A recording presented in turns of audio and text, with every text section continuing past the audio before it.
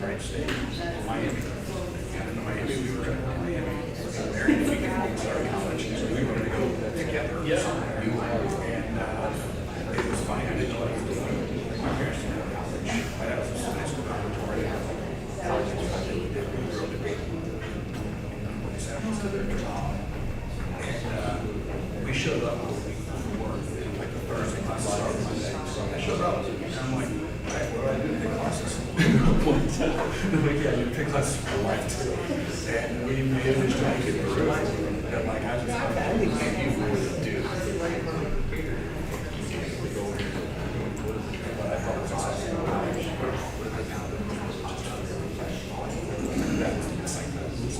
It was just very exciting. I don't know what's happening.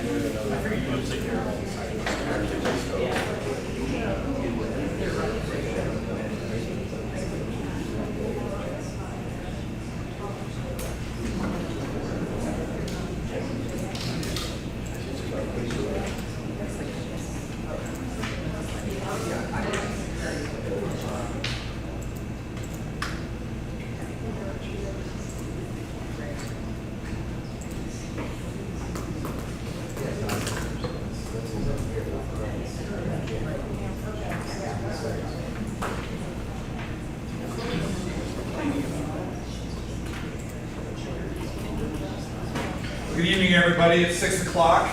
This meeting is a meeting of the Board of Education in public for the purpose of conducting the school district's business. It is not to be considered a public community meeting. There is a time for public participation during the meeting as indicated in agenda item 3.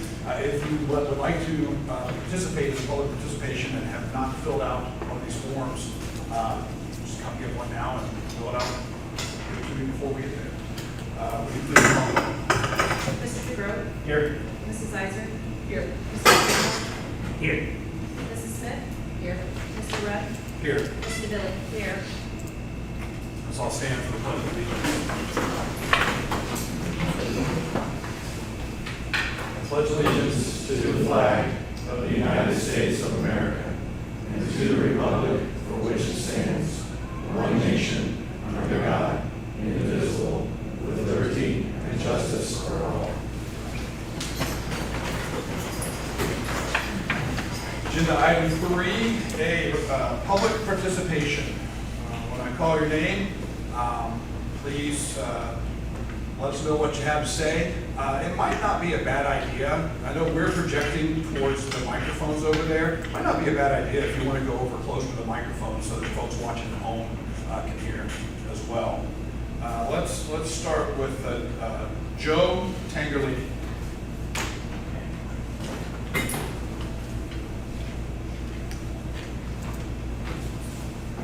All right, well, as you said, I'm Joe Tangerlini. I'm new to Germantown, married a lovely lady that grew up here and went to this very high school.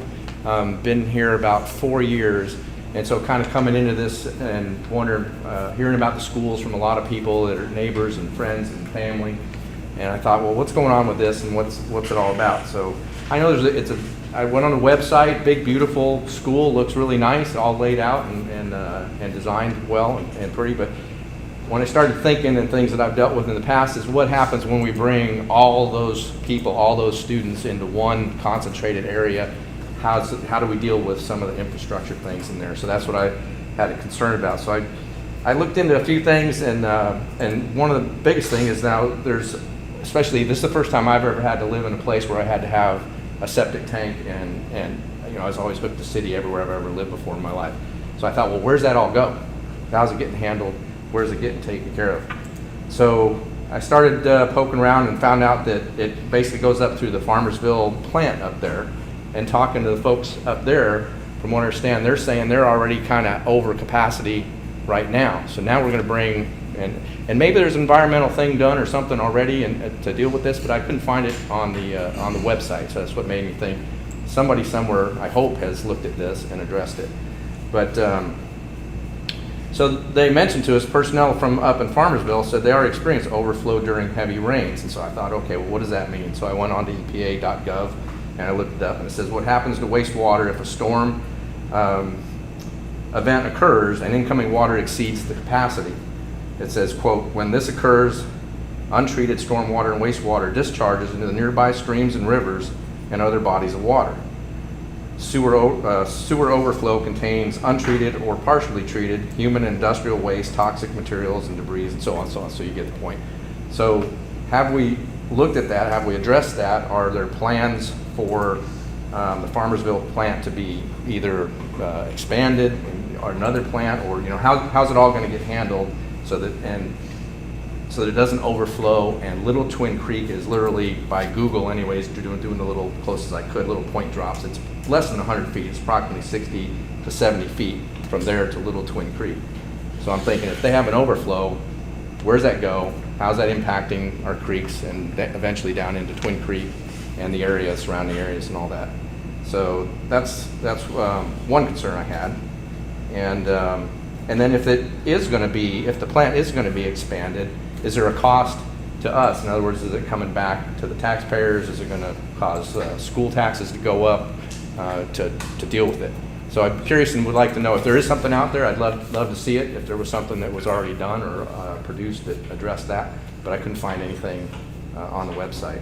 Then I started thinking, well, okay, what other kind of things? I noticed looking at looking at the layout, there's kind of really nice traffic flows going in and out. So now there's going to be a lot more students, right? There's going to be drop-off areas, a lot more vehicles, a lot more kind of noise pollution, if you want to call it that, because you're going to have buses going in and out all the way to the back through the bus lots and other cars coming up. And again, you're going to have all the pollution of all these vehicles, which maybe we're still just spread out to all other schools, but now it's going to be all right here, right? So you're going to have cars idling out here for undetermined periods of time, dropping kids off, picking them up. You're going to have buses that are going in and out, backup beepers on the buses going off and on. You're going to have all kinds of building noises and things because you've got outside units that run and big coolers and things like that, which contribute to all of that environmental, again, related sort of stuff.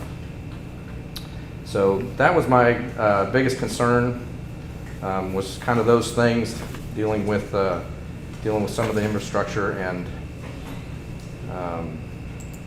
noise and environmental pollution. Other things I just jotted down, you know what I mean, there's going to be maintenance vehicles running around and stuff. You're going to have playgrounds and bells and whistles out there. And I know there's not a lot kind of surrounding here, but there is some, and it probably will affect some folks. So just something to be considered. And that was the biggest thought I had, is that, okay, we're taking 3 schools, concentrating them all down into one. Are we making sure that we're taking care of all the infrastructure, all the surrounding kind of environmental impacts and things that are associated with that? And with that, I appreciate it. Thank you for your time. Thank you, Joe. Cheryl? Haley?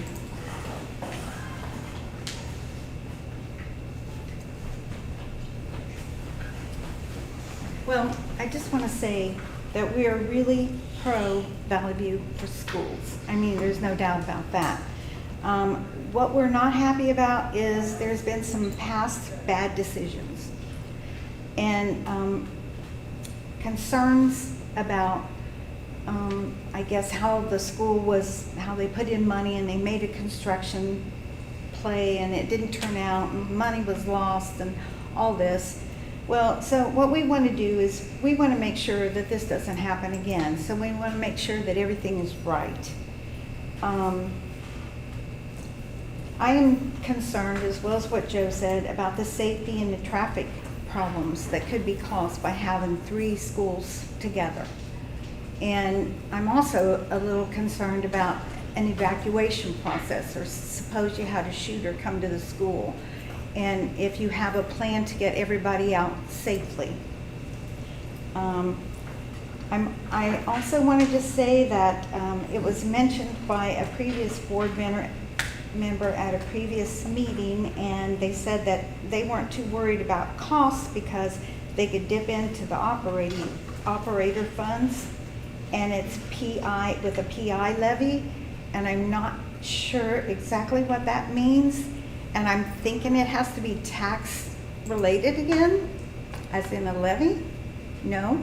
So if that could be explained to me, I'd be really happy about that. And I just say, just with the taxes and everything, if you hit us with it again, because there are a lot of people out there really struggling with the tax increase from the last levy. And as long as now we also have inflation to deal with. So that's basically what I wanted to make sure of, right there. Thank you, Cheryl. Thank you. Beth, anything?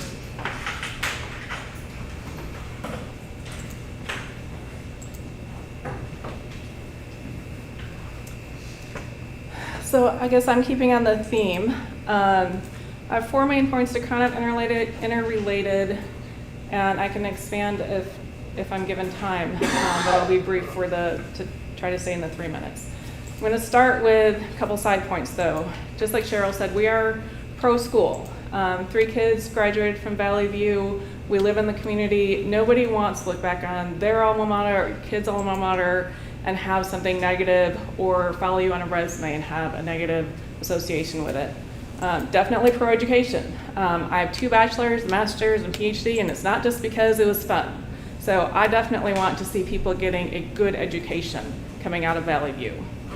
So 2 points. The first one is really a question.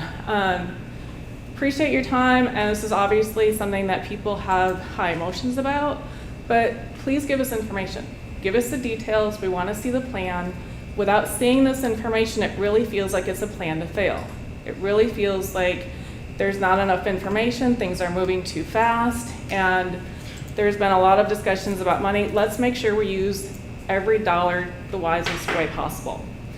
So to the next point, I don't know what your contract is with your design company. If you have room for another consideration, I would ask that you consider keeping the high school. To my knowledge, it's the right size, it fits well. People have mentioned concerns with a tornado shelter not being included. Well, look around, this is all concrete block. This is perfect tornado shelter. Bring everybody in here.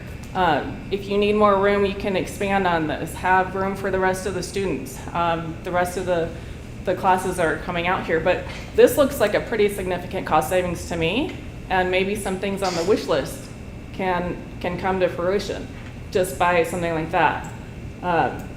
If there's not plans for that, I would ask you to go back to the original plan, the one that is shown on the website where you have traffic by the road, which makes the most sense. So I understand you pushed it to the back to keep the old barn house, but the old barn house doesn't fit the facade, it doesn't fit the purpose, it doesn't fit anything besides taking up space that can be used for education, for sports, for what you really need to use the land for.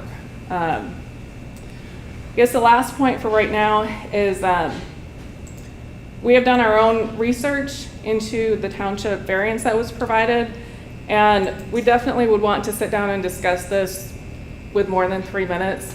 But right now, with their stated requirements and the current plans that we've seen, they're setting you up to be in violation of what you're required to fulfill. So that's it. Thank you. Thank you. Daryl Abner?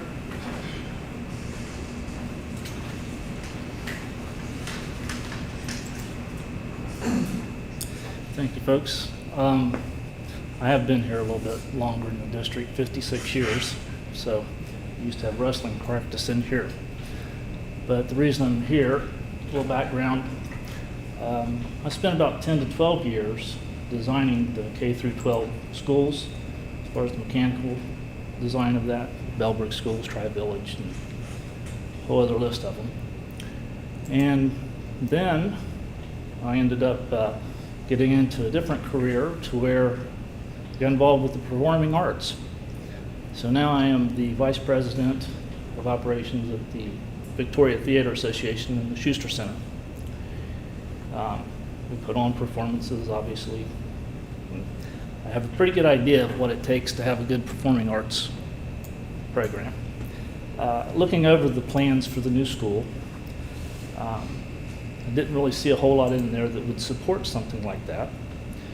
And I know pretty much at this time in the game, you know, it gets real expensive if you try going back and changing things. So at this point, I think what I would like to see take place is maybe put a committee together to see what we can do to utilize the existing facilities or some other plan to see what we can do to support the performing arts here.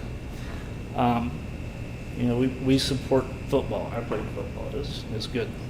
But you don't have football practice on a baseball diamond. The performing arts, we always go to the show, and it's like 3 or 4 shows. Packed out, looks good. The thing you don't know is it takes like 4 to 6 months to prep for that and get everything put together. So, like I said, I don't know what the plans are for it, but one of the big things that we talk about nowadays is diversity. Diversity is not just color or race. Diversity is a culture. Sometimes we get caught up in our sports, but you need to take a look at the performing arts, the music.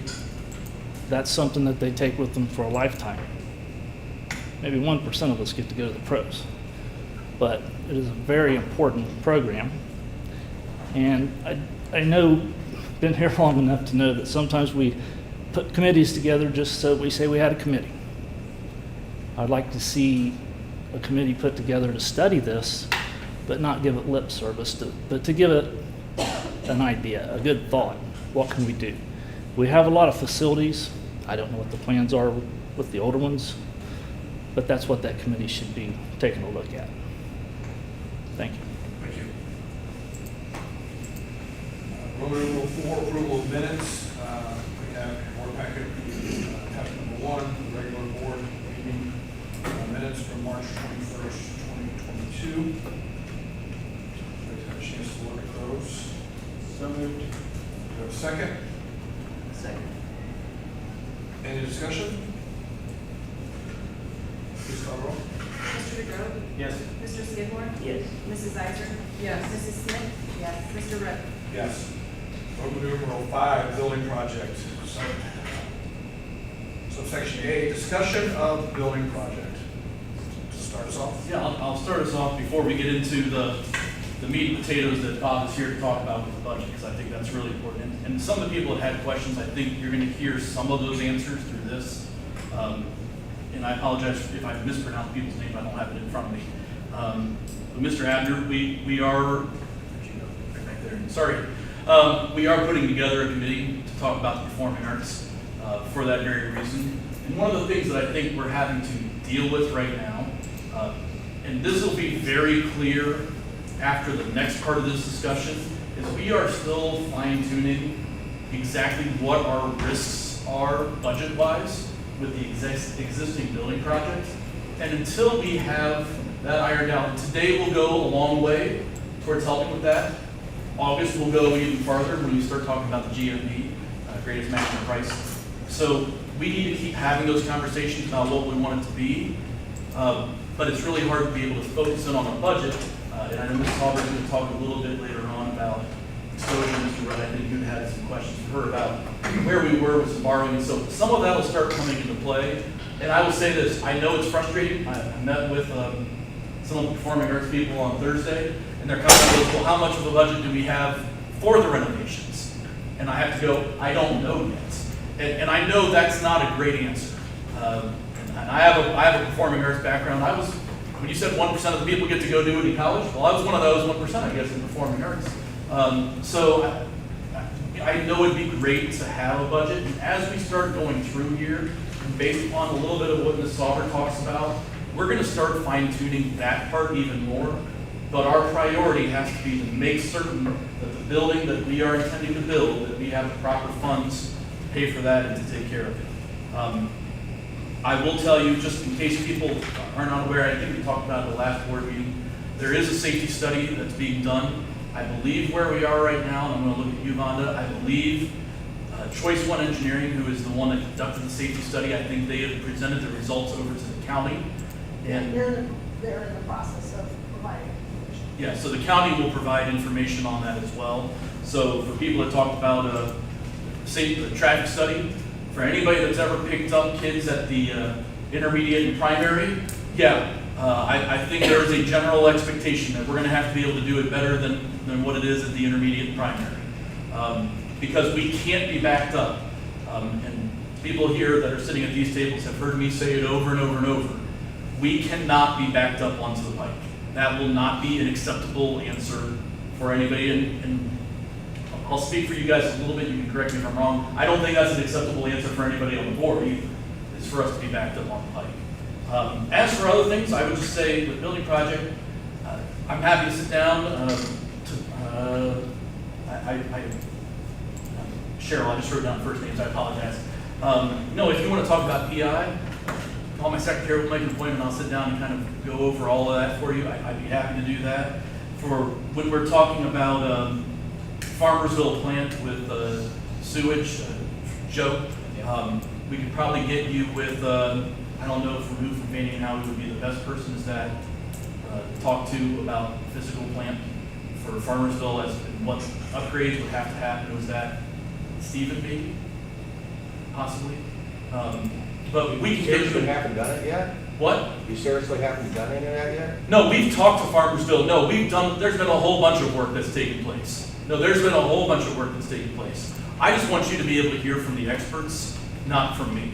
I'd like for you to hear from the people that do this around the state of Ohio and around the country that do this for a living. No, we have absolutely done a lot of work on that.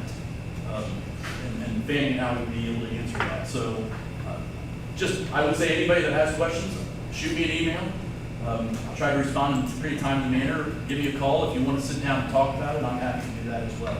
So I just wanted, there's some of those things that we are farther along on than others, but talking about the septic system, we were part of a core team meeting today where that was discussed of where the updates are and stuff like that. I just wouldn't want to share it. I don't believe it's my place to kind of talk about that, but Farmersville has absolutely been contacted and are aware of what is necessary for the school. So that, just want to be able to make those things. Just by way of general discussion. Yeah. I had, maybe folks could help with this. Like to get the wastewater away from here. Yeah. Right, we have to, like there has to be a lift station, correct? Yes. So do we have an idea of the cost of what that's going to cost to do? Whether or not, is that included in the construction cost that we're looking at? It's already included in this number. It's already included in this number. It's about $150,000. They're adding another lift station? Will there be another? A new lift station. Replacement, okay. Yes, but your point, it's in the budget as it stands now. Okay, and so, in terms of the, I don't know if you guys interacted with Farmersville or interacted at all, in terms of, like, what they're going to need, and if they're going to do anything for us, any update that we can get on that? So the quick version is anything, and you guys can correct me, any upgrades that they would have to do because of our project that we would have to help pay for? No? Look at, I think the basic part of it, and Farmersville should really speak for themselves. yeah, The OEPA has contacted them. They have some pre-existing conditions. You all know that the students in 7 to 12 are already on their sanitary system. So we're just adding students and staff from they have issues with the OEPA that they are sitting down and working out. That's Yeah, their- before this project. Already they've existing. got there. before this project has been Capacity. identified and so forth. Our civil engineer was engaged along with Eric Review and the Farmersville folks and the OEPA in the last meeting before. Interviewing the OEPA said that they would review the school project and potentially approve that. Separate from that, though, is what Farmersville has to do with their own system. So do we have an idea, just kind of give us a ballpark with the potential exposure to the school from a cost standpoint? At this point, that's an issue that Farmersville needs to deal with. Get an answer from that. I think what, I was under the assumption it was on Farmersville since they already had pre-existing Yes. issues and That's been And our we were- understanding. that is our and being outside the village limits, there's a higher payment that we pay them for taking care of the students. So it's going to be worked out with Farmersville, and I don't think that there'd be any extra cost to us, I mean, the school. the school's gonna pay the fees that one pays for sanitary and, but we are required to provide that lift station. That's And that's included in the cost that we already have. We have a discussion of the building project before we get to item B, the design development fees. Okay. All right. Time to go over. Mr. Riggs. Good evening. And by the way, Mr. Riggs is from Concord Construction, for those of you in the audience. Good evening to everyone as well. So Ben gave all of you an updated sheet. I don't want to send around last Wednesday. We identified some money that was added back into the OTC budget. So that budget went up $282,000 from where it was back in December. So when you say to our benefit. To your benefit. Thank you. Right. Okay, just making sure we clarify Went that. up $282,000 based on the LFIs that were already identified from the SD phase. And that was added back into the DD budget. So your package you have in front of you. If you want to go to page 3, I'll talk through where we are as of today. So right now, we're in stage 2 of a 3-stage process. We went through the schematic design phase, now we're in design development, and after design development, we'll go through CDs and into the GMP phase, which will be our guaranteed maximum price at that phase of the project. And we identify the cost of the entire building at that point, real costs as of that day. So at the BD level, we're in the second phase of it. The columns to look at in the blue, as you go down to construction cost estimate, we're at 53,559, which is the current cost of work as designed in the DD documents from Fannie Mae. If you add in the construction cost total from OFCC was $50,490,000. You see right below that. So that's the cost from the School Facilities Commission. Then 3 months ago, the board approved a $1.7 million increase to that cost of work number to have the metal roofs, slope roofs added to the project. So if you add those two together, you're at $52,190,198.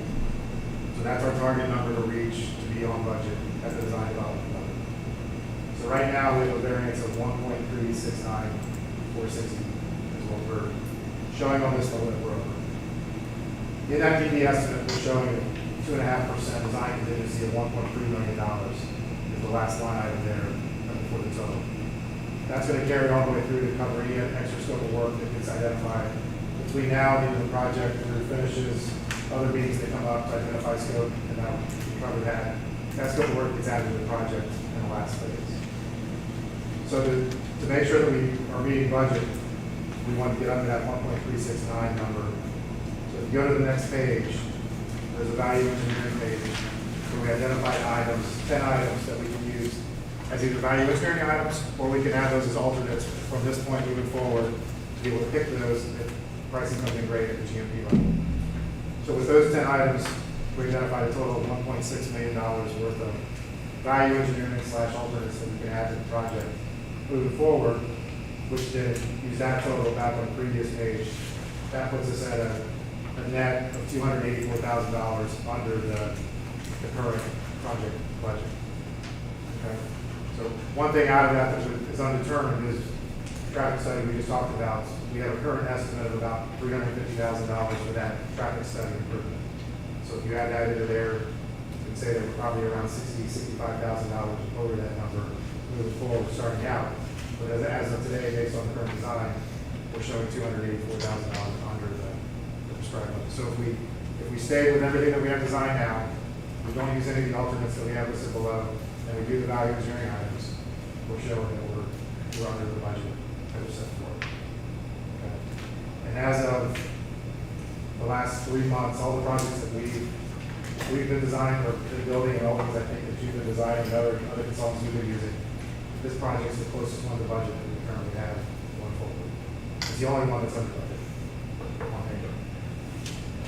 There's a lot that are 5, 6, 7, 8% or more over. And I think the team's done a really good job to get this through the committees and through the design professionals board to get this to really our committee.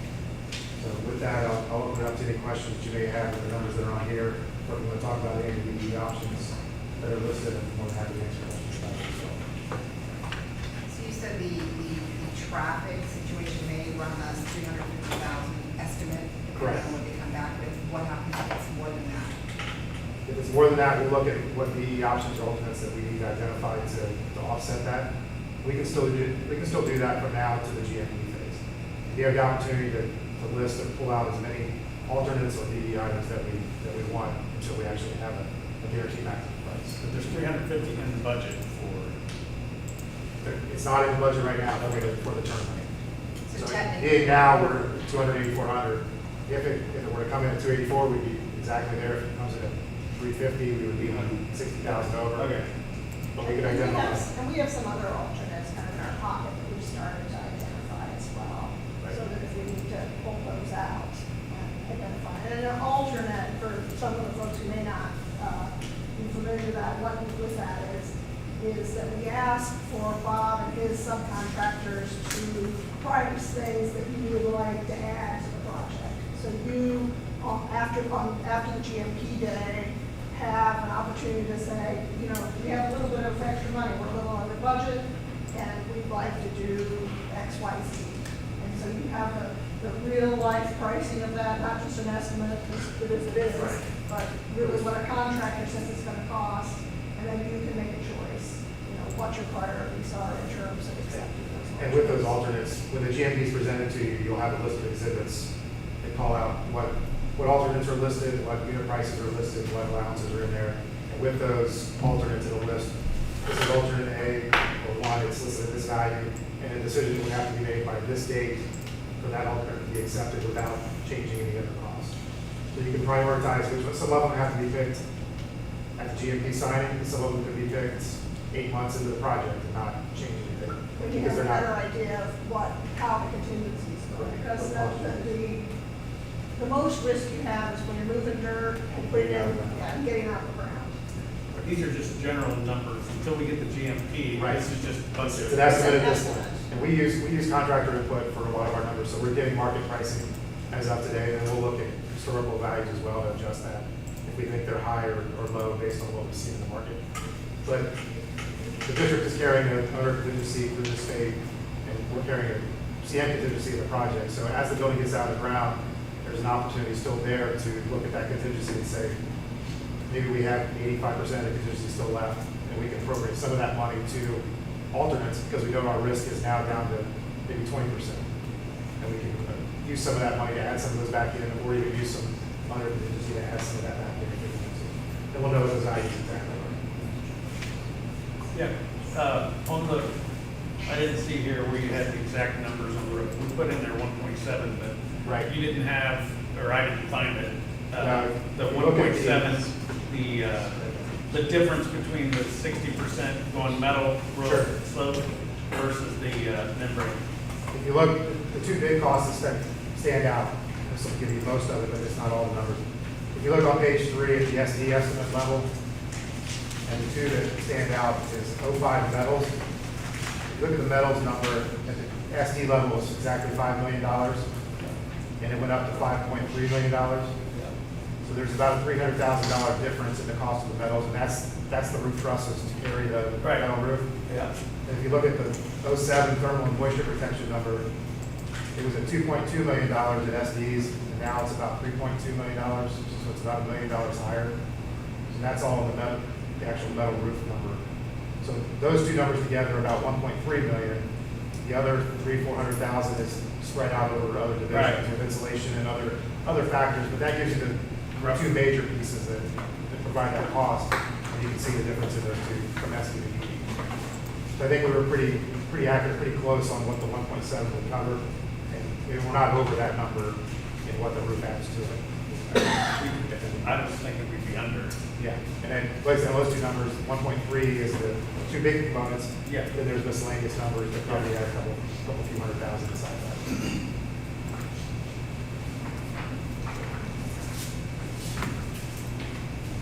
And if you want to talk about any of the alternates or some of the ED options, we'd gladly go into some of those in more detail. Just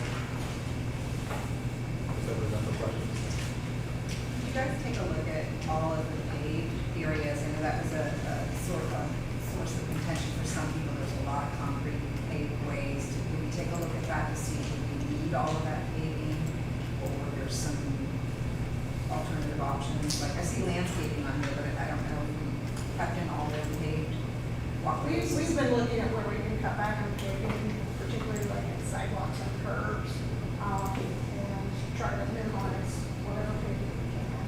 And a lot of the curves are taken out as well, so there's very few curves in the project, really just around the playground areas. As you go up the drive, the asphalt drives do not have curves, and we're using a gravel strip on the sides to collect water. Yeah. That helped reduce a lot of that cost in the curbing. And even since the TT drawings were done, we've been sealing packs on the sidewalks and so forth. I mean, they're all still 6 feet or more. But we've made some upgrade. Just trying to incrementally cut to make sure that it's I know that the issue was raised at one of our meetings about the shape of the plot line and how that creates difficulty in terms of moving the building up, which I'm sure driveways, et cetera. If the house that is presently on the plan, if it weren't there, would that change the dynamic of the ability to position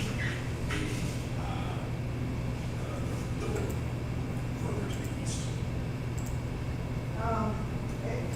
If the house wasn't there, we would still, the building design would still have to change because there's not enough space, even if the house, that's the width of the house. So the intention wasn't to put the building behind the house. The house was just there. Sure. And early on in the design, there was a lot of interest in having the building, something that would be prominent, that was kind of up the hill, that you could really see, as well. But we can't push it any further down the site right now, just due to the width restriction. We've already pushed it forward. We push it forward as far as we can go. The less, a little bit of space that we have left for future patients on the plans.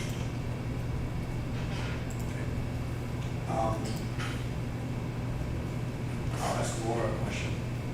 Can we go for this? Yes, you know, the budget that they're working through is the budget that's approved in OCC with the state share of money with our local bond money. You know, we've known for over a year, and we've been talking for over a year, that there are gonna be parts of the project that aren't necessarily a part of the brand new K-12 facility. So that's the high school renovations, it is the slope roof, potentially some of these alternates. Those are things that we're gonna have to leverage the permanent improvement fund to pay for those types of things. Now, the market's a little bit all over the place with financing right now. So when we financed our bonds almost a year ago, we got a 2.41% interest rate, which is a historic low interest rate, and we were able to shave 5 years off and still have a 2.41% interest rate. So it was a great time to finance back then. The market's moving a little bit. The Fed is increasing interest rates, that affects the bond market. But we will be able to borrow against that permanent improvement fund to be able to finance the things that we need. It's, for me to say to you today that we can finance X dollars for certain projects, we're not there yet. You know, we need that GMP, we need certain things a few months from now to be able to iron that out a little bit better. But yes, we will be able to leverage against the permanent improvement fund.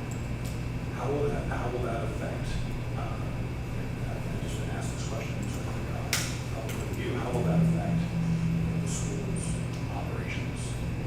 And what will that impact our ability to do over here? You know, the permanent improvement fund is for exactly what is said, what the name of the fund, it's for permanent improvements. You know, we buy some of our technology from there, we renovate bathrooms, and we fix roofs, and we do things like that with that permanent improvement fund.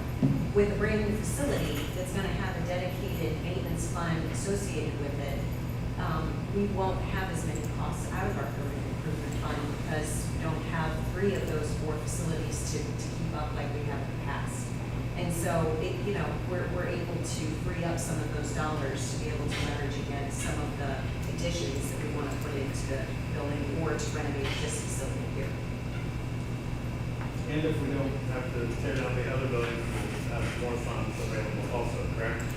Yes, and so another reason why for me to say today that we have to borrow a certain number of dollars, we really can't say that yet because we're not to that point to say that. So what Ben's referring to is if we don't demolish any of the 3 buildings, the primary, the intermediate, or the junior high, we get some of our local bond dollars back to be able to put towards the project costs as well. And so, that just depends on if those buildings are sold or for the dollar or whatever it is, that we're working to try to get rid of those.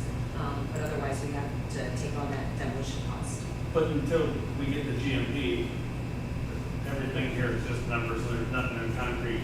You can't say anything definite until we get the GMP. Correct. This is the next step in the process to get into where we need to be on the costs. Everything we're doing is trying to minimize risk, trying to get you everything that you want listed out in a manner that you can pick and choose at the GMP level. If prices are where they are now, prioritize those and let you add those to the project at some point down the road. So a lot of the things that people have questions about, we really don't even have the ability to answer those questions until October, November, December. Yeah. That's understandable. frustrating. Yes, it is frustrating, and I understand when people are frustrated, they want to know exactly what it is on the, while we're getting some good answers for the new building, it's more difficult to answer those other things in addition. You know, for one of the alternates on there, it's something that different committees have talked about frequently, is that a back road demand. I think Steve and Rhonda have heard that a number of times. So that's, I think, about 250,000, right, Bob? So, you know, if that's something that, as bids are coming in and if things are looking better, maybe the board would say, hey, that's, and we're gonna have to prioritize some of these things with the alternates, what are the things that are more important to us? That maybe we'd wanna see that if the conditions are favorable, we'd like to see, hey, that might be one of the first things we would like to see come back. So we're gonna have we will have more work as a board to do to come up with what are those kind of priorities with the alternates in the VE list. One question that I can have people ask, and there's been some talk about tornado shelter. There was going to be a requirement by the General Assembly that they back up on that. You all built a number of schools. Have you ever actually completed a school with a tornado shelter in it? We've not completed one. In all the schools we've done, we have one we've designed and is under construction, but that's the only one that we've done. We're finishing one right now in Fairmont. It's an intermediate school that has it. So that's the exception. Yes, it's not that. One question that I've been asked, this is to both of you as well as maybe we just want to know, concerning like Fanning Howie's fees. Like how does Fanning Howie and how like, is that number in this, or is that separate, and we've accounted for that? It's a soft cost, so the project has a number of soft costs, Yeah. which includes our fees, it includes printing, it includes permitting, and includes a lot of things that by soft we mean it's not the hard bricks and sticks. Sure. That like Bob is. Okay, so this is not in these numbers, this isn't the bigger number. It's in a separate. There's a project cost that has everything in it. If you look at this, there's the hard cost piece at the top that goes down. And then you have our soft costs, which are the fees, contingency, staffing underneath that, which are just percentages of the hard cost. And then you have, in the whole project number, you have Fanning Howie's fees, and you have your owner contingency, your OFCC, so that's all considered the soft cost side of it. And so, you know, I think it's important, because we're talking a lot of big numbers. Yeah. And there's, a lot of times there's just, you know, it's just confusion in the community, and it's not from you, I don't know what it's from us, it's just there's lots of numbers bandied about. It's helpful, I mean, like, we're looking at the overall cost of this project, and we factor in land, we factor in the design, we factor in, we're looking at low 60s. In the 60s, yeah. So I have the same question to the team. And so we have a gentleman, Chris Collado, who I don't remember exactly what his title is or how, but he works with all parties, with the OFCC. He's through the OFCC, I believe. Right? With us. He's doing it Yeah. for the OFCC.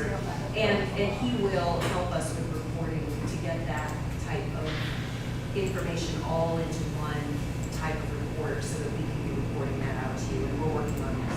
He works, he's in contract with us, but he also works with Brian Dean, your OFCC project manager, consolidate their spreadsheets together to make sure that the numbers match on the entire project level, which we don't know all of those numbers, but and that's what Ryan is for, to have that total number of what the project costs from a contingency fee standpoint, and shares that with Chris, so we can put that piece together and get presented to you in the finished phase.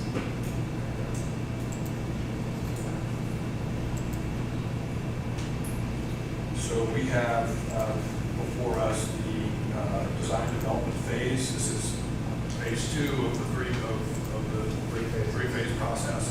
And so the next step to move forward on this process, time is money, especially with inflation is a factor, is to approve This budget as of today.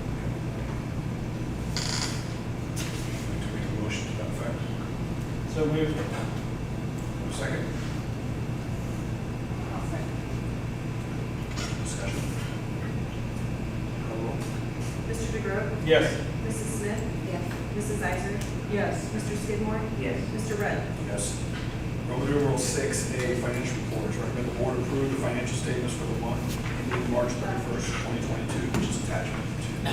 I could Oh, I'm just, sorry. we had one other part of this, which was the early site package. Yes. You guys all have a handout on your desk there of that. And now we can put this on the website that you passed us, correct?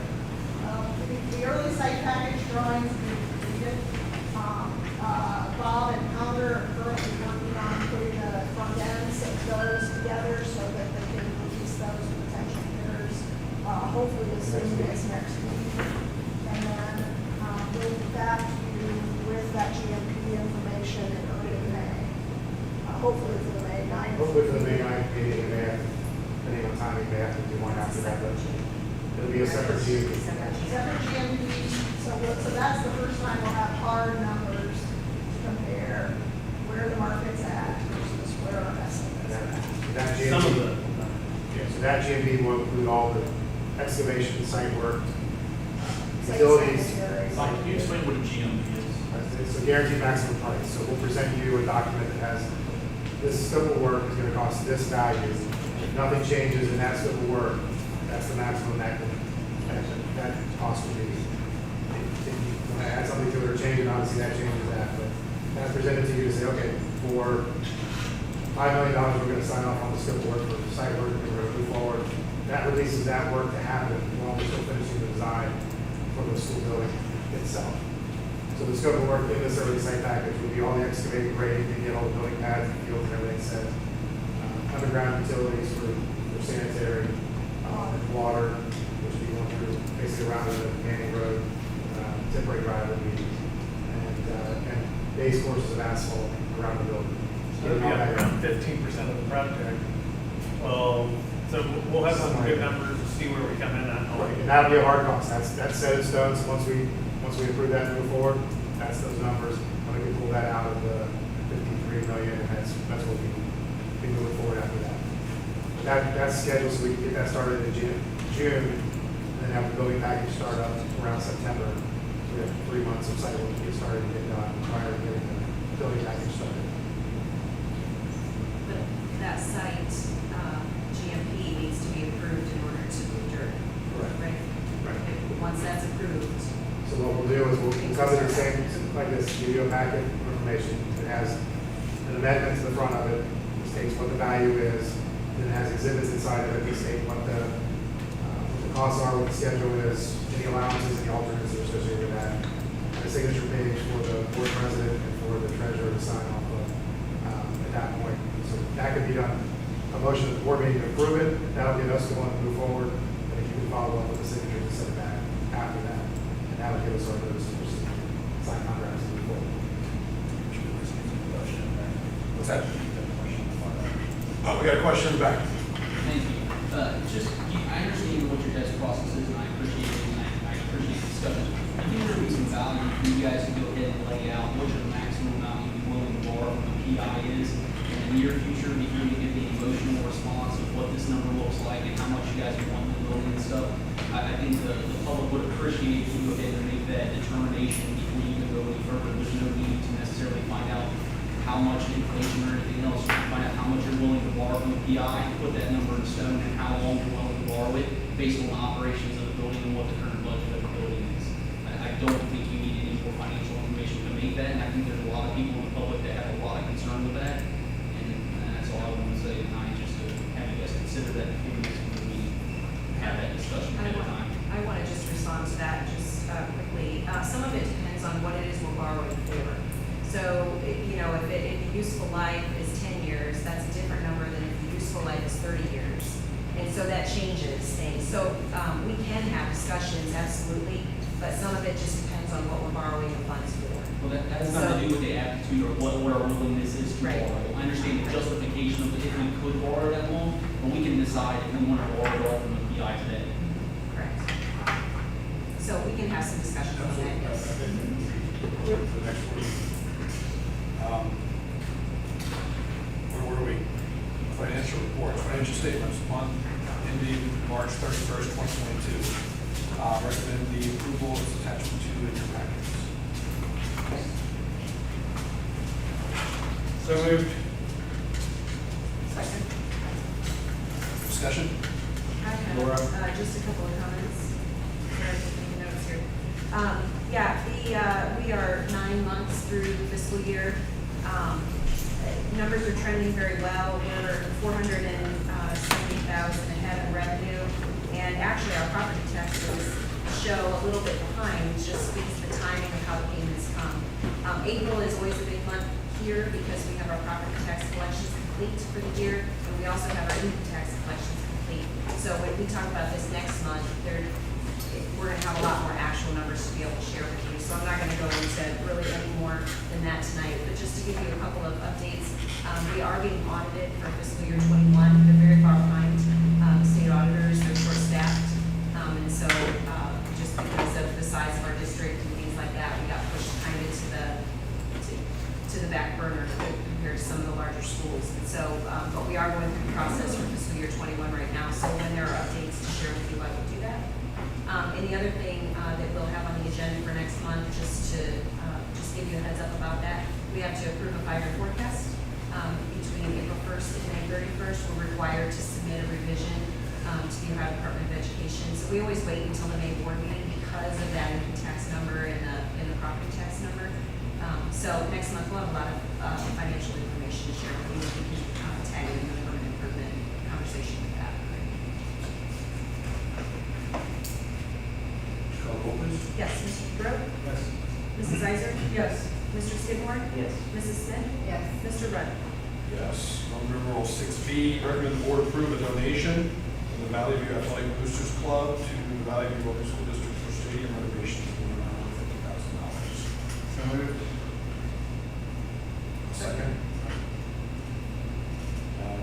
Ben, would you like So to really present? fast, we're looking at making some improvements to the field. We've been trying to rotate through. We did improvements to basketball and volleyball a few years ago. Last year, we spent money at softball, baseball improvements. So this time, we're focusing on ice on the field. The board previously voted to put in a new turf field there. But obviously, as we're doing that, we want to be able to do some other improvements to that area. When I was first hired here, people said, if we ever get to replace the field, let's put in the right color blue this time, and then let's try to have the rest of the facility match that as well. And so, very much with our sincere thanks that the boosters said that they're willing to try to help out with some of that. So those are costs that can go towards doing some of those improvements. So much sincere appreciation to our boosters for helping out. Questions, comments? Call roll. Mr. DeGrove? Yes. Mr. Skidmore? Yes. Mrs. Iser? Yes. Mrs. Smith? Yes. Mr. Rudd? Yes. Roman numeral 7A, new business personnel. Approved personnel is recommended in attachment number 3. We have a motion.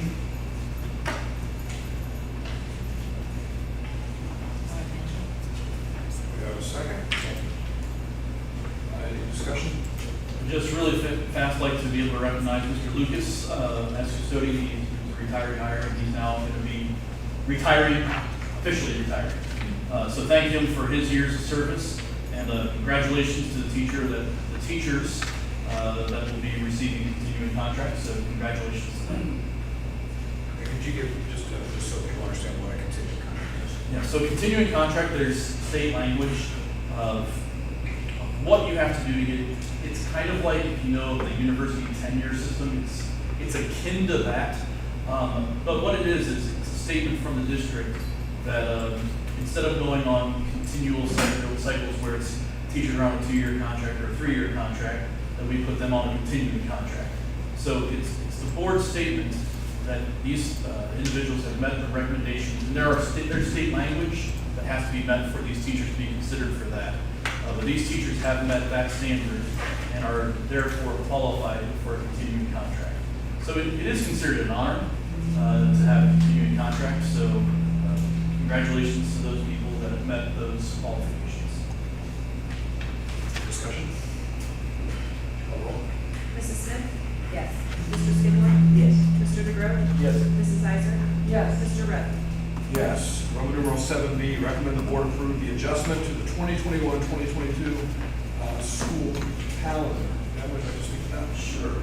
So, what I kind of emailed, we're looking for a way to celebrate.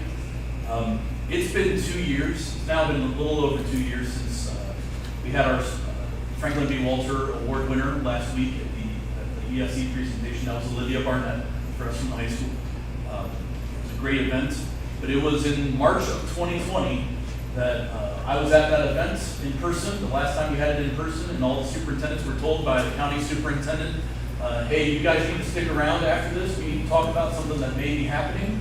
And she shared with us, hey, the word on the street is that the governor's going to shut us down. He did not shut us down that day. It was the following day.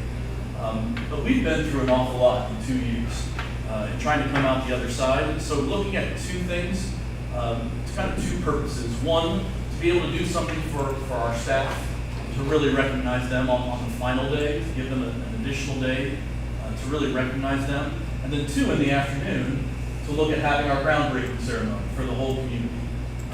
To have something here at the building that we can really be proud of to kick off that event.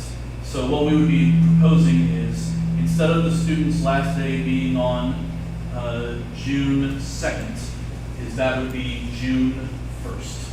The last day for students. I talked to Mr. McKee at the high school. Instead of having 3 days for exams, they do it in 2 days because that's the same week as Memorial Day. So obviously we don't have school on Monday. So we just like to be able to alter that calendar just for this year. One, to be able to recognize our staff for really what they've done for 2 years. Recognize our kids for what they've gone through for 2 years as well. But also be able to have a really great way to come out of that, celebrate the reach of the district, to have our groundbreaking ceremony then on June 2nd. So I'd like to make a motion to that effect. So moved. Do we have a second? Second. Any discussion?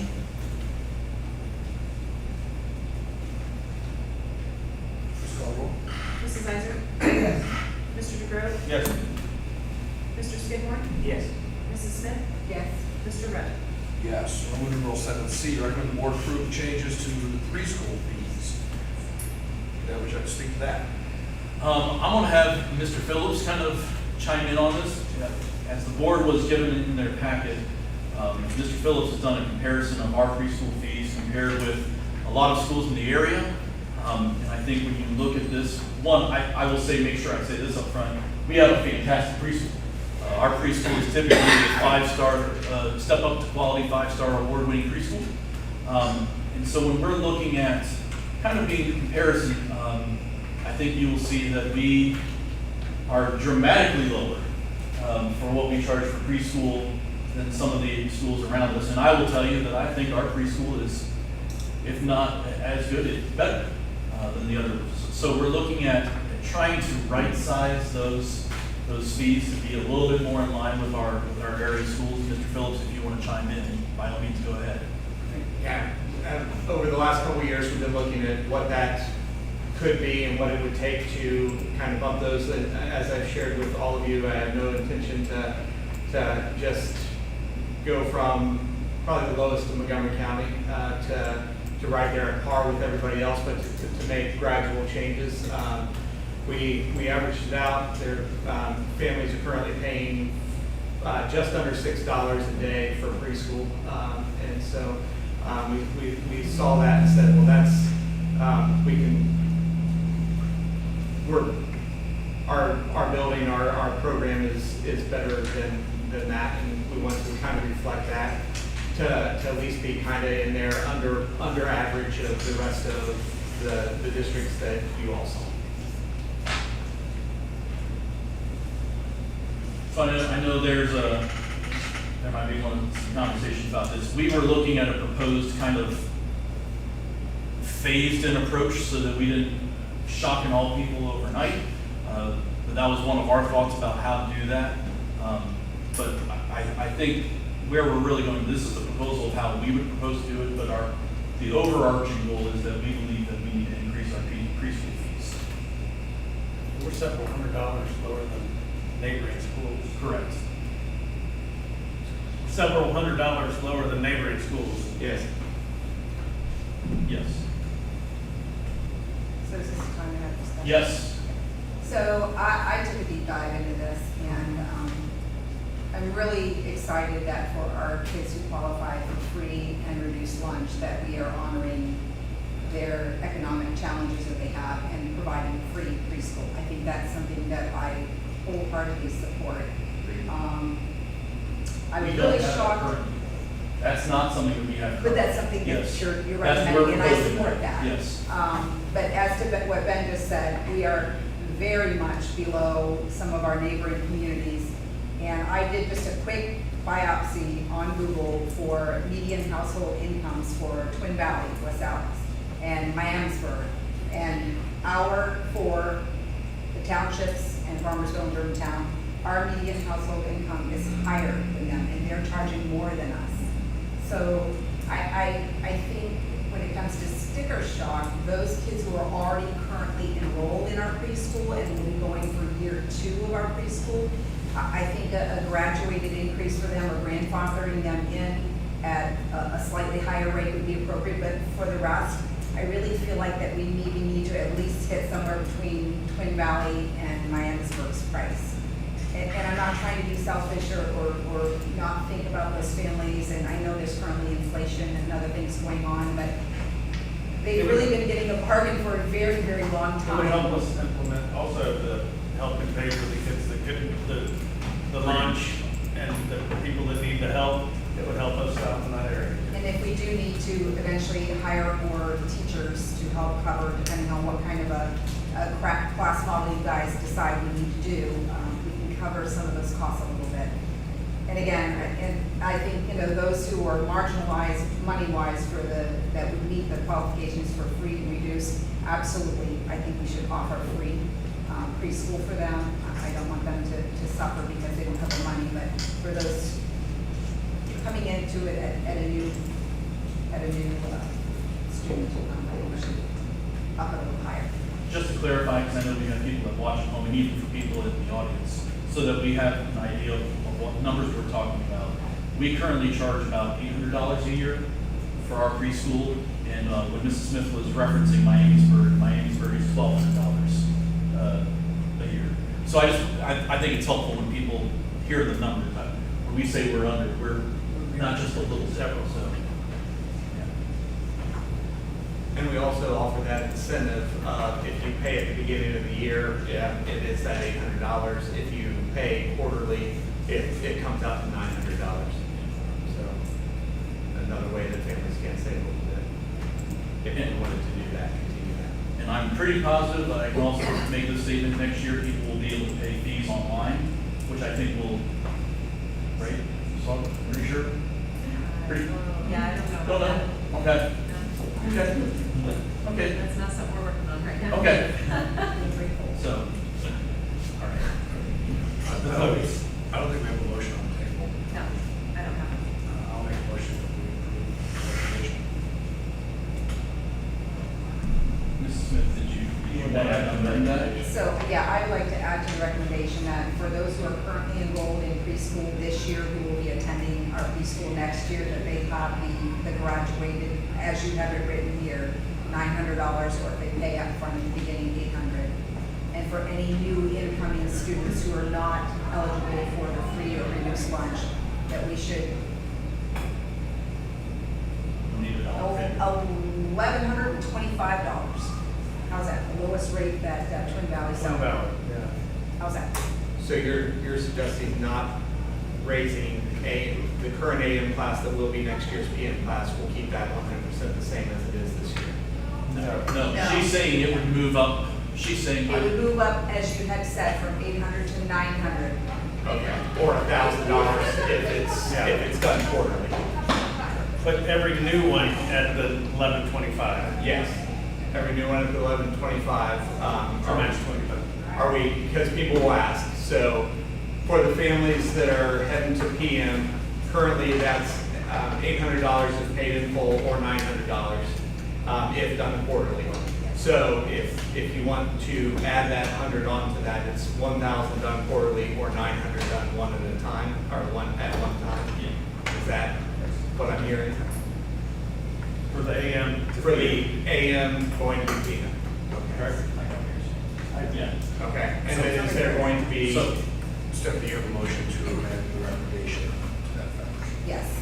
Okay. Second, I'll second that. And can I ask one last question from you? What about for that starting next year AM class of the 1125? Is there a discount if they pay all at the beginning instead of quarterly? we've done a $100 discount if they pay in full.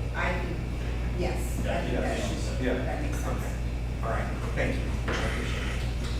We have a motion to second. Any discussion on Stephanie's amendment? How will that affect the following years? Make that change? Is it going to stay there, or is it going to keep going up the same rate that it was before? I think by doing this amendment, we'll just have to come back and address future years at a future time. This would be taken care of next year. This would be just this next year. We can evaluate it. That's what I would say. Okay, any more discussion on Stephanie's amendment? Please call roll. Mrs. Smith? Yes. Mr. Rudd? Yes. Mr. DeGrove? Yes. Mrs. Iser? Yes. Mr. Skidmore? Yes. Okay, now, I move that we approve the recommendation as amended by the last amendment. We have to do that? I think we have to do that. I don't think you have to do that. I don't think we have to do that? Well, let's not do that.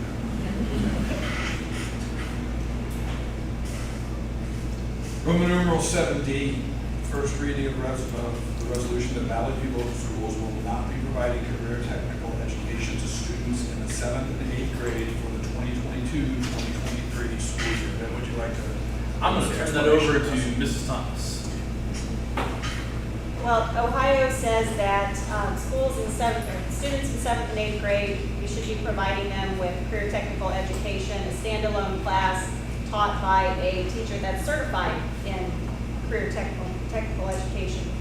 We do not have that at Valley View. We don't have a teacher at the junior high that is certified, nor do we have time in the schedule to put in a standalone career tech class.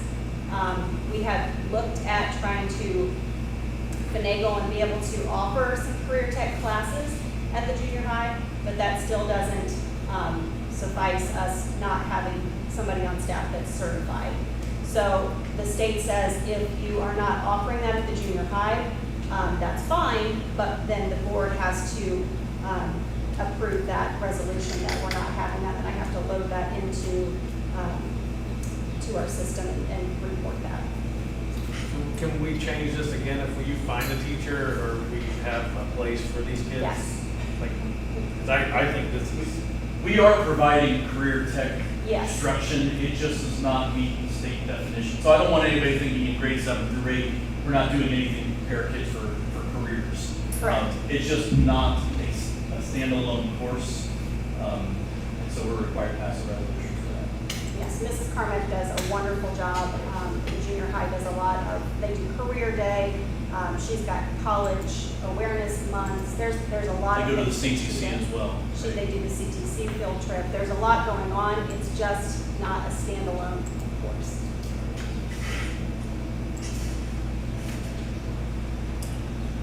Right, we don't have any action.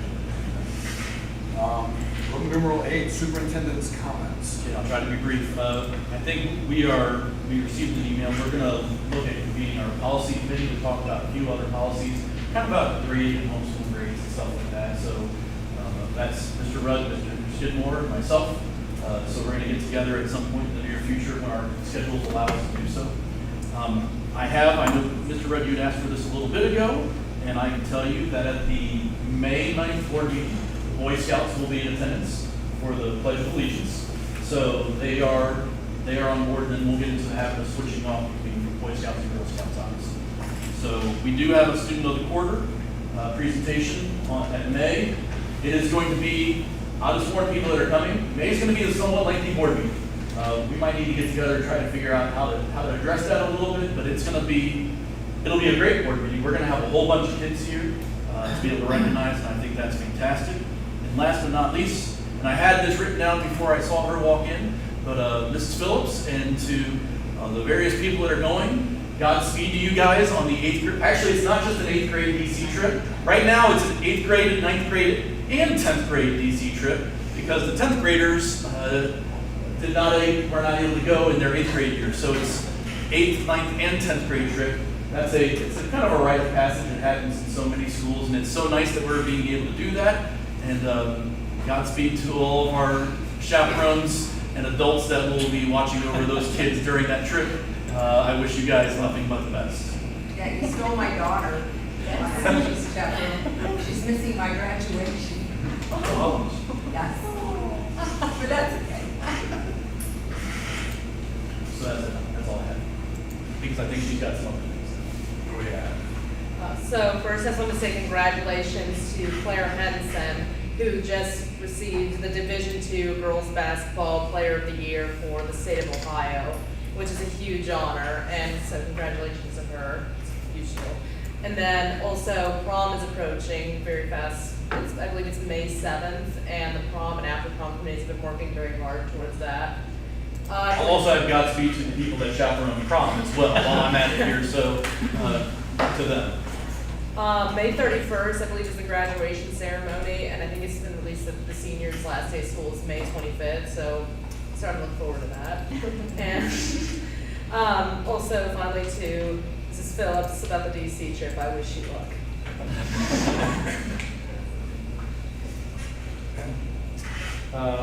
Well, I'm looking forward to the GMP numbers so that we can answer a lot of people's questions and get this project started. That's all I have. I have a question. Your website, where you have the photos and everything that's going on, is it updated? But we're going to update again after tonight now. There's some more things on We there. approved this so that this can go up. Okay. I didn't want to put anything on the website that's not official. And isn't there a plan to have a new website built? Yeah, but we're gonna be our quick little diversion. So the website company that we use has been bought out by another company. So we will be getting a free redesign of our website. So Mrs. Lucas is going to be working on that to try to assist with making an even more conducive website for us. So and there's not a fee for that. Sometimes we have to pay for a redesign. This is one of them that we don't have to. So I just want to congratulate Miss Emma Taylor for receiving the Montgomery County College Prom Scholarship, 4 years of free college. That is fabulous. I don't know how many they give out of that, but I really hope we promote that more in our community. It's definitely pro education. So that's really awesome. So, that's it. Yeah, I'm just super excited about the building project and they're going, but thank you for them coming and explaining a lot of that to us and where we are in the process and giving us some numbers. And, thanks to Mr. Lucas for his service. And then I just wanted to let all of our administrators know how much I appreciate the board updates that you guys write. It's super helpful to kind of give me a little insight into what's going on day to day and what we have going on. I know that having a freshman son, especially in high school, I get no information. So, those are really, really helpful, and I know that they take time. So, thank you so much for that. Yeah, I just wanted to say I'm thankful that Mr. Abner spoke tonight about the performing arts situation, because I received a lot of calls this week from different people. It's hopefully now moving in a good direction where people can get informed, and this committee getting put together, and they can come up with some ideas. Maybe the people that are most invested will have a better understanding now of what everybody wants a good performing arts program. It's just a matter of we've got to all come together and find a way to make it happen. I talked to Mr. Richards earlier, and I said I'd be willing to sit on that committee if they want someone from the board. If they don't want anyone from the board, that's fine too. But I offer that up. That's fine. That'd be a board decision on what you guys want to do. So I'm fine with it. If you're asking my opinion, I'm fine with it. So you guys have to decide if you work. Yeah, just to echo Bob's comments, I'm a parent of a music theater / marching band / everything else kid. So I've had my eyes open in the last couple of years about just how much goes into that. And one of the things that's I'm learning regularly is that the people that actually do it know more about what goes into it than what I do, what I know. And a lot goes in. And so we do need to hear, we need to hear from the people who are engaged in that as to what they need. It's got to be important. I would like to see how we can think outside the box on these issues, because we got a lot of smart people. There are a lot of resources out there, and I think that if we get a lot of people together willing to do the work, we could do some really cool things. But it's going to be a lot of work, and so I'm looking forward to seeing what we'll put our heads together, what that can look like. Just one thing that I actually got an email while I was sitting here asking if I could get someone a copy of the documents that we received from Concord, design development budget approval. So maybe we can find a way to just put these on the website so that people can see and come look at the numbers themselves. We'll take care of that one way or another. And so I just want to thank you all for coming. It was a shorter meeting than we've gotten used to, and who knows, maybe we can go shorter after next. I would say not After next. That's not happening in May. If you're coming to May, it's not going to be shorter. Maybe June, maybe. Would someone like to make a motion to adjourn? Got a second? Call roll. Mrs. Smith? Yes. Mrs. Eisner? Yes. Mr. Skidmore? Yes. Mr. Rhodes? Yes. We're adjourned. Thanks, everybody.